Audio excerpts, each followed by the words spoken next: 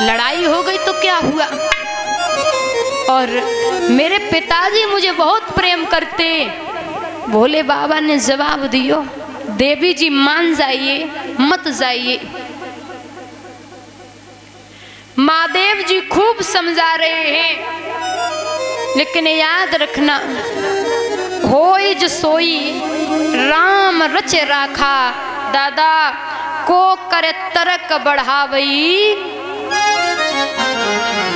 होना वही है जो राम ने लिखा है। और एक बात बता दूं कि सती को तो शरीर त्यागना ही है। उन्होंने मैया सीता का रूप बनाया है तो उन्हें तो शरीर त्यागना ही पड़ेगा।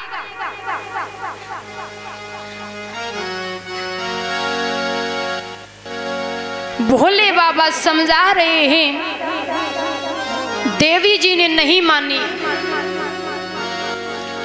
भांत अनेक शंभु समझावा, महादेव जी समझा रहे हैं, और भावई बस और टरे नटारा, समझा रहे हैं, एक भी बात नहीं मानी। मैया सती सुम अपनी ही बात कह रही है, महादेव जी चलो ना। बोले नहीं देवी जी मान जाइए, सम्मान नहीं पाओगी। हाँ सुनिए, आप 3 जगह बिना बुलाए जा सकते हो। कहीं सत्संग होता हो, बिना बुलाए चले जाओ। भगवान के दरबार में बिना बुलाए चले जाओ। भागवत होती है, बिना बुलाए चले जाओ। गुरु के यहाँ बिना बुलाए चले जाओ, कोई दिक्कत नहीं है। बोले महादेव जी वो भी तो मेरा ही घर है, जहां मैं बचपन तो वहीं बिताया, इतनी बड़ी हुई हूं। बोले तो मैं आपको नहीं रोकता हूं, आप चली जाइए, पर मैं नहीं जाऊंगा। इतनी कहकर के महादेव जी ने नेत्र बंद कर लिए।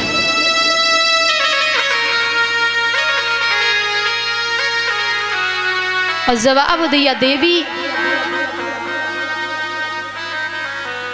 जाना हो तो आप चली जाना। अब सती मन में विचार कर रही है कि महादेव जी ने तो समाधि लगा ली, अब क्या करूं। सती आगे बढ़ी तो भोले बाबा नेत्र खोल के देख रहे कि सती गई कि नहीं गई। और जैसी सती पीछे मुड़ के देखती, सोई भोले बाबा फिर नेत्र बंद कर लेता। सती लौटे आई और फिर सती फिर आगे बढ़ी तो सोई भोले बाबा ने फिर नेत्र बंद कर लिए। उनने पीछे मुड़ के ना देख कि सोई बाबा ने नेत्र खोल लिए। जैसे पीछे मुड़ के देखती, सोई बाबा नेत्र बंद कर लेता।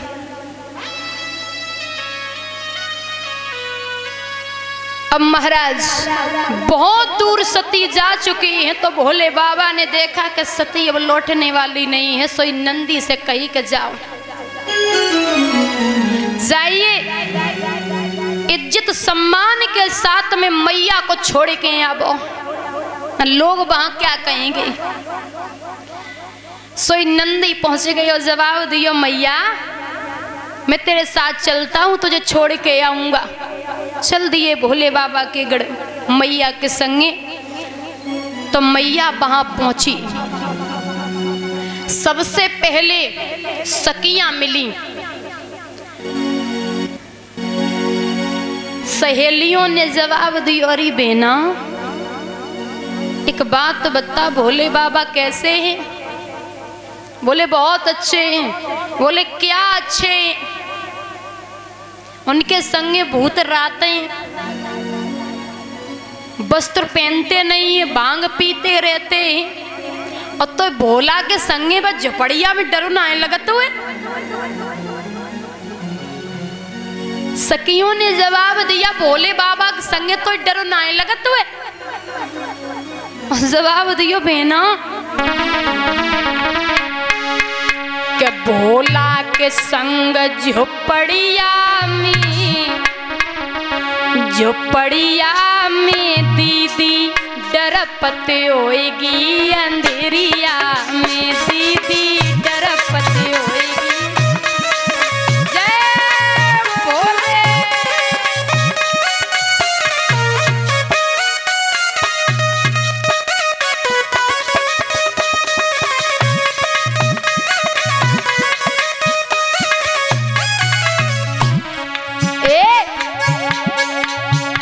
बके कांतर बिच्छू कलैया में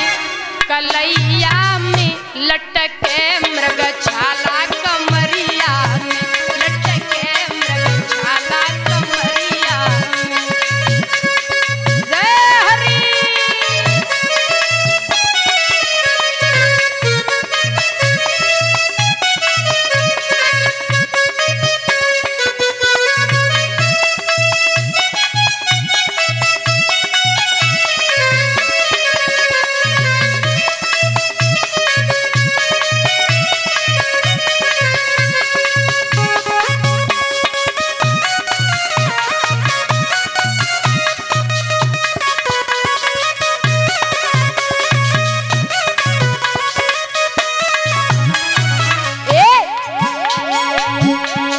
भोला के संग झोपड़िया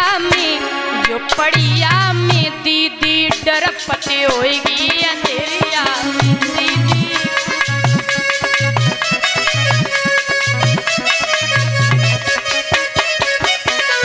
क्या बात है।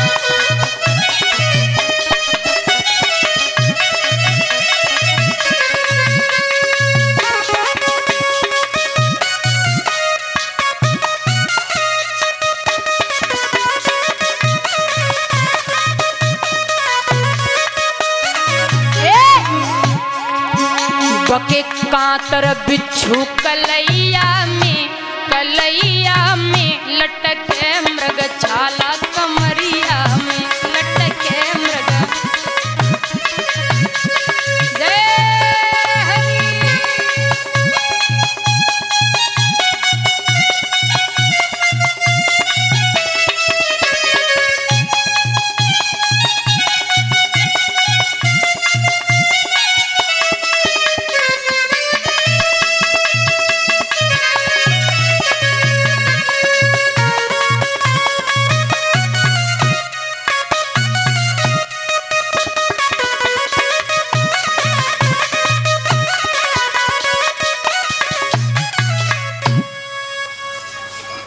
महाराज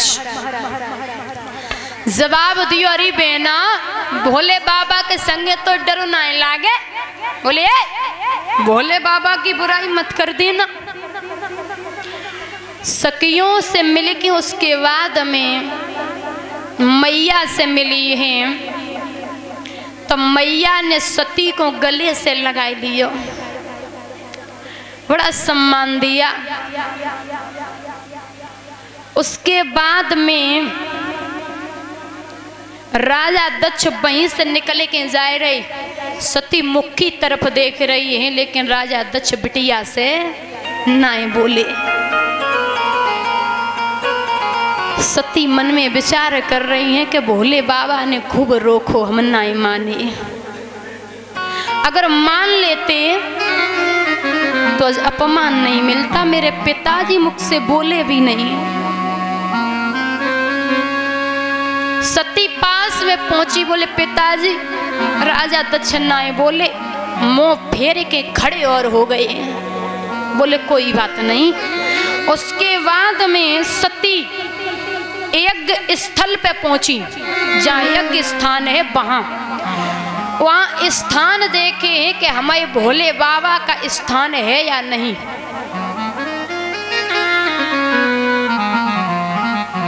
तो दादा जब यज्ञ स्थल पे पहुंची है तो वहां भोले बाबा का कोई स्थान नहीं है। भोले बाबा का कोई स्थान नहीं है, तो इस अपमान को वो मैया सहन नहीं कर पाई। बोले मेरा अपमान हो जाता मैं सहन कर लेती, लेकिन मेरे भोलेनाथ का अपमान है, मैं सहन नहीं कर सकती और मैं वापस लौट के नहीं जाऊंगी। मैं अपने भोलेनाथ को मुख कैसे दिखाऊंगी। जो यज्ञ कुंड था, कई लोग ये कहते हैं कि मैया यज्ञ में कूद गई, ये गलत है। मैया को इतना क्रोध आया है कि क्रोध में अग्नि जली है, तो मैया के 51 टुकड़े हो गए। मैया के 51 टुकड़े हो गए दादा। वो टुकड़े कहाँ कहाँ गिरे हैं जाके? जहाँ पवित्र स्थान बने हैं देवियों के, जैसे वैष्णो देवी, मैया सती, जहाँ देवियों के मंदिर बने, मैया भद्रकाली, जहाँ पवित्र स्थान देवियों के हैं, जे वही 51 टुकड़े उनके मैया सती के गिरे हैं जाके, जो पवित्र स्थान बन गए हैं। इस प्रकार से मैया सती ने अपने शरीर को त्याग दिया है। बोलिए गोविंद भगवान की। याद रखें दादा। फिर नंदी वापिस हुए, भोलेनाथ को ये खबर दी है जाके, अरे नाथ महादेव जी, मैया ने अपना शरीर त्याग दिया है। वहां मैया का बड़ा अपमान हुआ। भोलेनाथ को बड़ा क्रोध आया है। एक जटा को उखाड़ के जमीन में जैसे ही पटका, वीरभद्र नाम का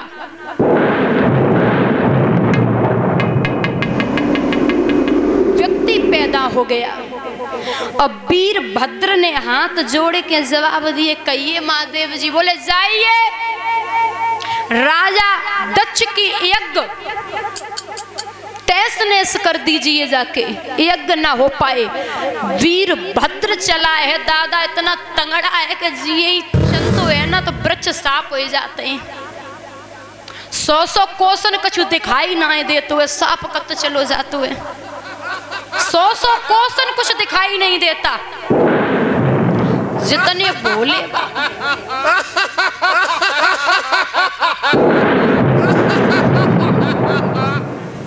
महाराज, जितने भोले बाबा के गढ़े हैं सब पहुंचे।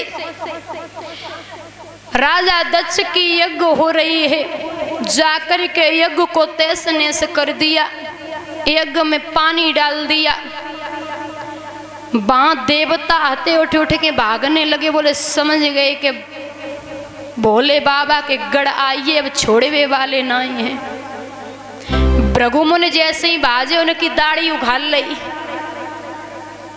बोले अच्छा, तुम ही बैठे बैठे ज्यादा बातें मसक रहे थे, बिना मूछ दाढ़ी को कर दियो भृगुमुनि को। जितने थे महाराज, किसी की आंख फोड़ दी, किसी का पैर तोड़ दिया, किसी का हाथ तोड़ दिया, सब लंगड़े लूड़े कर दिए।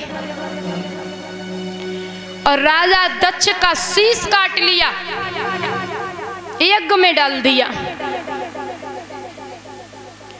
महाराज यज्ञ तहस नहस कर दिए है। देवता घबरा गए हैं। बोले क्या करना चाहिए? एक उपाय बताया है कि ऐसा करिए, ऐसे ये सब शांत नहीं होंगे। आप सब दौड़ करके भोले बाबा की शरण ले लें।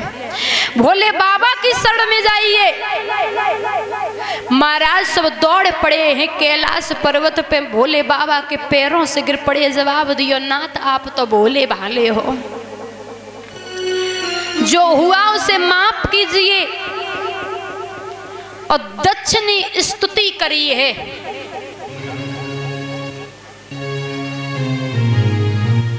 दक्ष के भोलेनाथ ने बकरे का सिर लगा दिया। बकरे का, बकरा कैसे करता है वैसे ही उसी आवाज में दक्ष ने भोले बाबा की स्तुति करी है दादा। लोग कामर लेके जाते हैं, कामर दादा कामर चढ़ाते हैं भोले बाबा की, तब लोग बोलते हैं बम भोले। ये उन्हीं का शब्द है दक्ष का। उन्होंने ऐसे ही स्तुति करी थी क्योंकि बकरे का सिर लगा था। बकरे का सिर लगा है, उसके बाद में एक पूड़ होती है।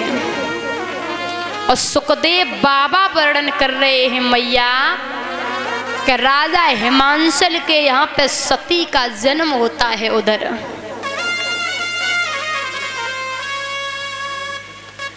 हिमांशल के यहाँ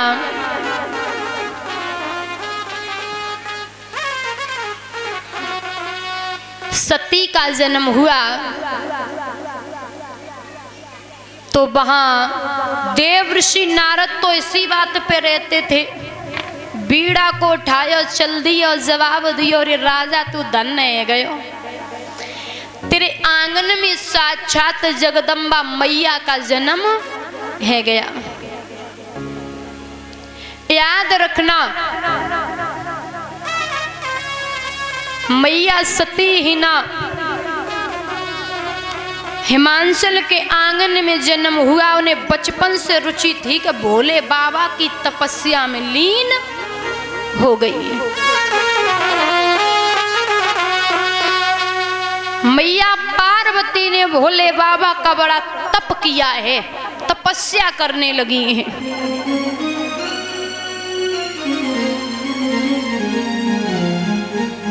एक बार देवताओं ने देखा कि ये मैया पार्वती बड़ी तपस्या कर रही है, इसकी परीक्षा ले लूं। देव ऋषि नारद ब्रह्मा जी सभी देवता मैया सती के पास पार्वती के पास पहुंचे हैं और जवाब दियो है कि कहाँ आप किसकी तपस्या कर रही हो? बोले भंडारे की। अरे वो बेकार है, तुम्हें पता है उसके पास कुछ भी नहीं है। लेकिन मैया पार्वती तो जानती है। जवाब दिया है कि आप यहाँ से चले जाइए, मैं भोले बाबा की बुराई नहीं सुन सकती हूँ। अगर मैं शादी करूंगी तो भोले बाबा के साथ करूंगी, ना मैं शादी नहीं करूंगी, मैं जन्म जन्मों तक कुंवारी रहूंगी। सोई देवता समझ गए हैं कि ये भोले बाबा की भक्ति में लीन है, तपस्या कर रही हैं। परीक्षा लेने आए थे सप्तऋषि,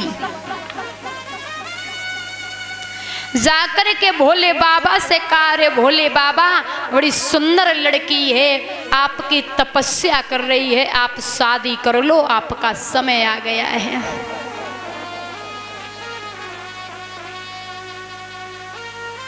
आपको शादी करनी पड़ेगी।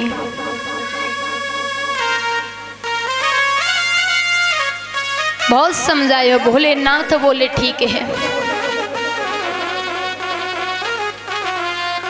महाराज याद रखें दादा, शादी की तैयारियां होने लगी हैं। भोले बाबा ने कहा सुनिए, बारात में सभी जाएंगे, भूत प्रेत जितने हैं, शुक्र शनिचर सभी जाएंगे। ब्रह्मा जी और नारद जी बोले ये सुनो, भूत प्रेत मत ले जाइयो, तुम खुद ही शकल के ज्यादा अच्छे हो, निरे नाग चारों ओर फुसकारे मार रहे, बिटिया की बारी उमरिया है, डराए के भाग जाएगी। जे भूत प्रेत की बरात मत राखो, मान ले वो कही। भोले बाबा बोले बिना इनके तो हम जाइए ही ना, सो बही ना दिए। बोले होएगा ब्याह, तुम आओ तो तुम्हारा ब्याह होएगा।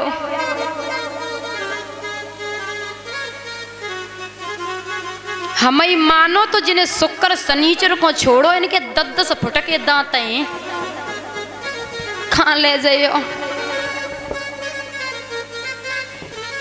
बोले सुनो, ऐसे हम लगन लेके ना जाइए, भूत ना जाएंगे संगे, बारात बढ़िया जाएगी। ब्रह्मा जी बोले खुद मैं सजाऊंगा तुम्हें। महादेव जी बोले सुनो, शुक्र शनिचर तो जरूर ही जाइए, कोई जाए चाहे ना जाए।